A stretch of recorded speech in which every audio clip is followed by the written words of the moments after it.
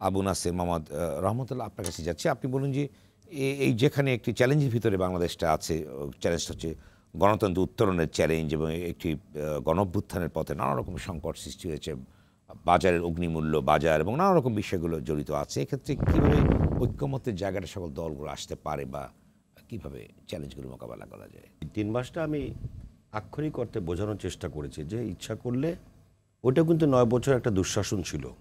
হাজার হাজার মানুষ কিন্তু সেই সময় জীবন দিয়েছে এবং সেখানেও মানুষের ভোটের অধিকার নষ্ট করা হয়েছিল, গণতান্ত্রিক অধিকার, সাংবিধানিক অধিকার এসব নষ্ট করেছিল। আর সেটার প্রতিবাদে ওইটাও কিন্তু গণ অভ্যুত্থান ছিল। ওইটাকেও আপনি এখন যেমন ছাত্র গণ অভ্যুত্থান বলে, ওটা কিন্তু 90-এর গণ অভ্যুত্থান হিসেবে পরিচিত, কিন্তু সেটাও কিন্তু ছাত্র জড়িত ছিল।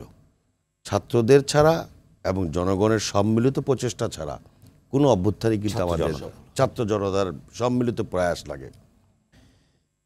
একটি দিবসকে বলা হয়, সেটা হচ্ছে 7ই নভেম্বর, সেটাকে বলা হয় সিপাহী জনতার বিপ্লব। সেটাও তো ছাত্র ছাড়া তার জনতা হয় না। তো এটা আমি আক্ষরিক মানে জাস্ট বোঝানোর জন্য যে এই যে বলা হচ্ছে যে সংস্কার শেষে নির্বাচন দেওয়া হবে।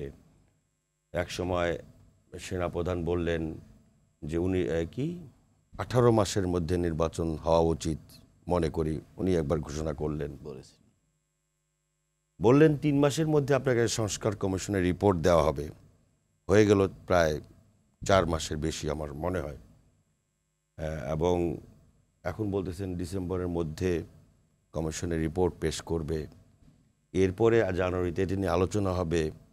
হোক, যৌক্তিক যে সময়গুলো দরকার, যৌক্তিক যে সংস্কারগুলো প্রয়োজন, সেই সংস্কারগুলো তো আমরাও চাই, কিন্তু মানুষের যাতে মূল আকাঙ্ক্ষাটা যাতে অন্যদিকে না ঘুরে যায় সেই বিষয়টা কিন্তু সরকারকে খেয়াল রাখতে হবে।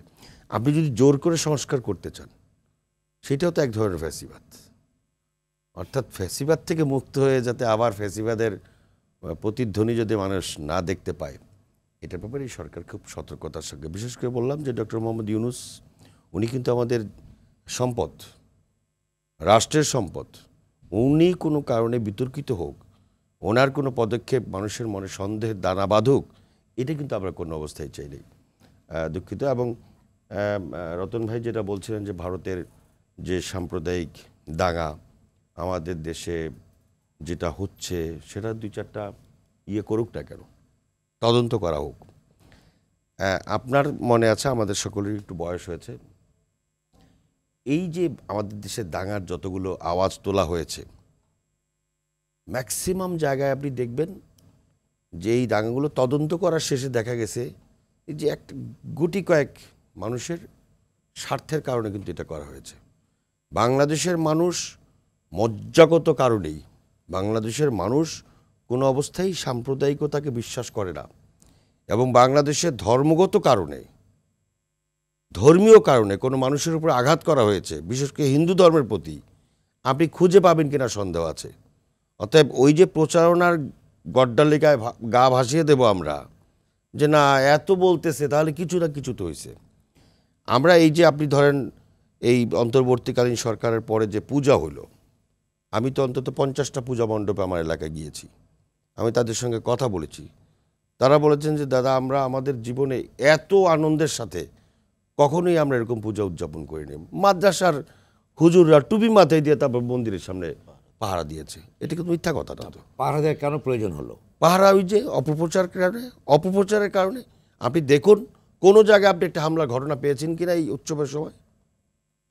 এই যে নাসিরনগর ব্রাহ্মণবাড়িয়ার যে ঘটনা, সেই ঘটনার সঙ্গে গিয়ে দেখা গেছে যে এই হিন্দু ধর্মেরই 2 গোত্রের একটা সমস্যা, সেখানে গিয়ে এই ধরনের হয়েছে। আপনার আরেকটা ঘটনা ঘটেছিল, বড় ধরনের ঘটনা কক্সবাজারে, সম্ভবত রামুতে। সেখানে দেখা গেছে আওয়ামী লীগের নেতারা তাদের নিজেদের মধ্যে কোন্দলিয়া করার জন্য সেখানে গিয়ে এই ধরনের করা হচ্ছে। এটা তো তাদের তদন্তের পরে। অর্থাৎ বাংলাদেশের মানুষ হিন্দু না, এই ঘটনাগুলোকে যদি দৃষ্টান্তমূলক শাস্তি দেওয়া হতো, বিচার করা হতো, তো পরবর্তী পর্যায়ে ঘটনাগুলো ঘটতো না। সেখানে রয়েছে বলে অনেকে মনে করেন। এই ঘটনাগুলো তো আসলে আওয়ামী লীগের আমলের ঘটা। এই লোকগুলো কিন্তু আওয়ামী লীগের সঙ্গে জড়িত ছিল, যার কারণে আওয়ামী লীগ কোন ব্যবস্থা গ্রহণ করেনি।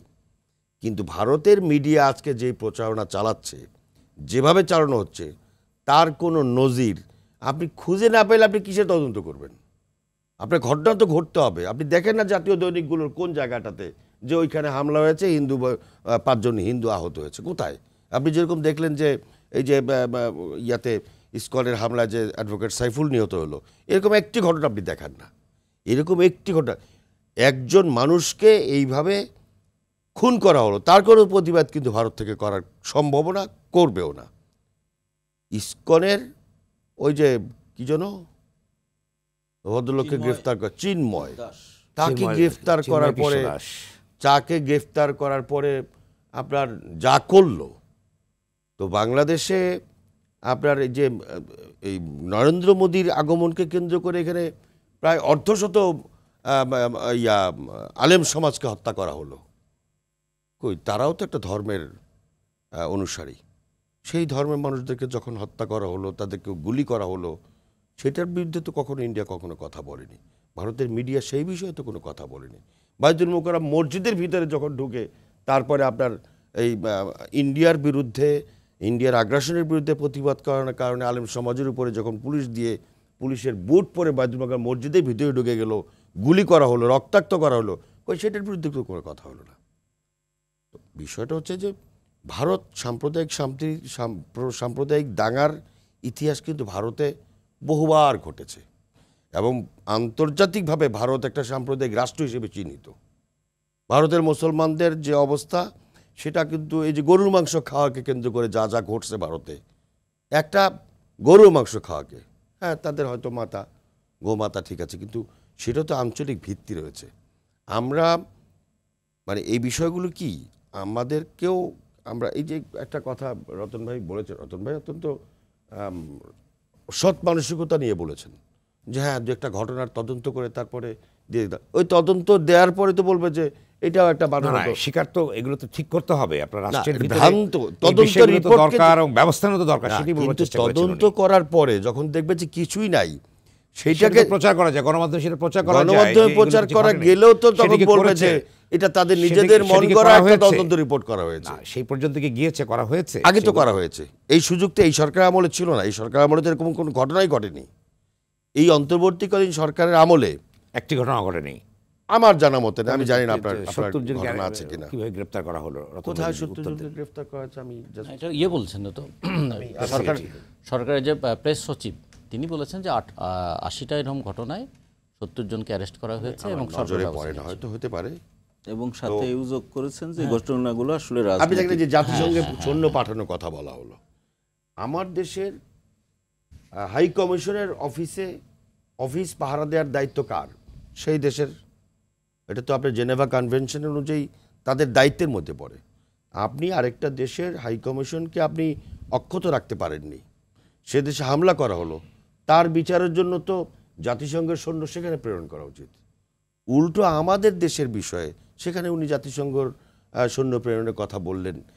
এই জিনিসগুলোর ব্যাপারে আসলে ওই যে ঐক্যমতের কথা বলেছেন, যে সকল রাজনৈতিক দল মত সমস্ত লোক একসাথে প্রধান উপদেষ্টার আমন্ত্রণে গিয়ে যে ঐক্যমতের সুরটা বাজিয়েছেন, এটা আমাদের জাতীয় ঐক্যকে আরও সুসংহত করার জন্য অবশ্যই অনুপ্রেরণা হিসেবে কাজ করবে। এবং এই অন্তর্বর্তীকালীন সরকারের সাথে যে সকল মানুষ একতাবদ্ধ হয়ে তাদের পক্ষে আছে এবং দেশের স্বাধীনতার সার্বভৌমত্বের প্রশ্নে এই দেশের সকল মানুষ যে ঐক্যবদ্ধ, এটা কিন্তু একটা প্রতিফলন ঘটেছে আমি মনে করি।